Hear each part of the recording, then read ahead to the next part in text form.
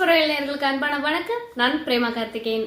இன்னைக்கு என் ஃப்ரெண்டு ஒருத்தவங்களோட லைஃப் ஸ்டோரியை பத்தி பார்க்கலாம். அவங்களுக்கு தூத்துக்குடி பக்கம் ஊரு, அந்த ஊர்ல இருந்து கல்யாணம் பண்ணி இங்க சென்னையில இருந்திருக்காங்க. அவங்க இப்ப சென்னைக்கு 17 வருஷம் ஆயிடுச்சு. அவங்க கல்யாணம் ஆன புதுசுல இருந்து கடந்த ஒரு 2 வருஷத்துக்கு 15 வருஷமா அவங்க எப்படிப்பட்ட ஒரு வாழ்க்கையை வாழ்ந்திருக்காங்க அப்படின்னா, அவங்க வீடு இங்க சென்னையில இருக்கு. அதனால ஊர்க்காரங்க, சொந்தக்காரவங்க அப்படிலாம் நிறைய பேர் அங்கிருந்து இங்க வராங்க. ஏதோ ஒரு வேலைக்காக வராங்க, இல்ல பிள்ளைங்களோட படிப்பு விஷயத்துக்காக வராங்க.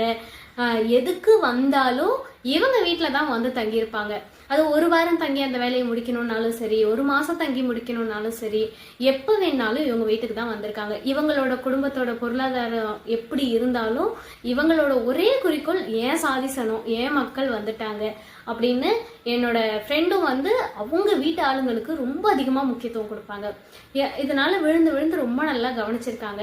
நிறைய ரிலேட்டிவ்க்கு தன்னோட கஷ்டம்னு கேட்கும் போது இவங்களோட ஜுவல்ஸ் எல்லாம் வச்சு கூட காசு கொடுத்துருக்காங்க. இல்ல ஜுவல்ஸையே நீங்க வச்சு காசுக்கு எடுத்துக்கோங்க, அப்புறமா திருப்பி கொடுங்க எல்லாம் சொல்லியிருக்காங்க.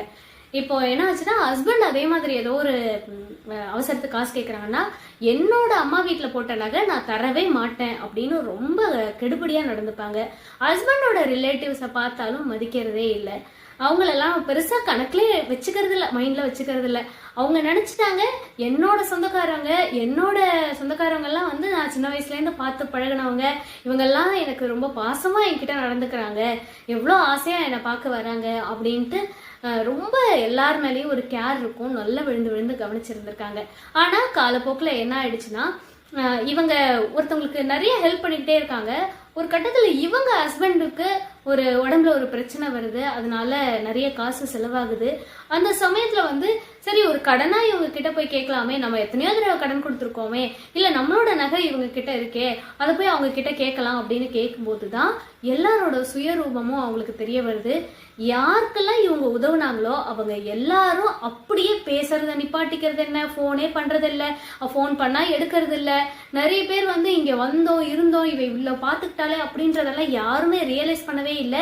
எல்லாத்துக்கும் மேல நான் தான் உனக்கு கொடுத்தேன், நான் தான் உனக்கு செஞ்சேன், நான் ஊர்ல இருந்து உனக்கு அதை கொண்டு வந்தேன் இதை கொண்டு வந்தேன் சொல்றாங்க.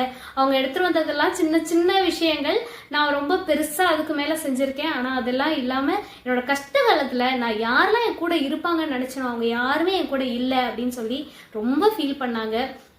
இதுல இருந்து நம்ம தெரிஞ்சுக்க வேண்டியது என்ன தெரியுமா? கல்யாணம் ஆயிட்டா ஃபர்ஸ்ட் ப்ரையாரிட்டின்றது ஹஸ்பண்டோ நம்மளோட ஃபேமிலியும் மட்டும்தான். ஏதாவது ஒரு விஷயம் நீங்க உங்க குடும்பத்துல செய்யணும்னு நினைக்கிறீங்களா, ஹஸ்பண்ட் ஒய்ஃபு சேர்ந்து பண்ணுங்க. உங்க சக்திக்கு மேல இவங்க கண்டிப்பா நமக்கு பண்ணுவாங்கன்னு யாரையும் நம்பி பண்ணாது.